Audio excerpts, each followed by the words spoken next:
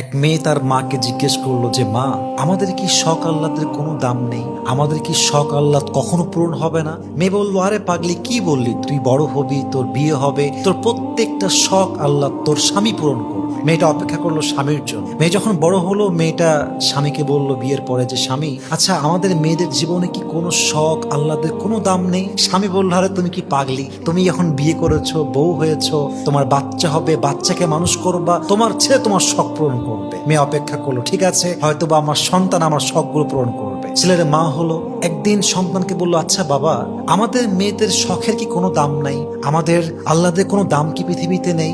সন্তান বলছে, মা তোমার কি মাথা খারাপ? তোমার বয়স হয়ে গিয়েছে, তোমার এক পা কবরে ঢুকে গিয়েছে, তুমি এখন আল্লাহ বিল্লাহ করবা, কবরের ফিকির করবা। তখন মেয়েটা বুঝতে পারলো যে আসলে পৃথিবীতে নারীদের শখ বলতে কিছু নেই। পৃথিবীটা নারীদের আহ্লাদ পূরণের জায়গা নয়। নারীদের প্রথম এবং শেষ ঘর কবর ছাড়া আর কিছুই হতে পারে না। ঠিক কিনা বলেন?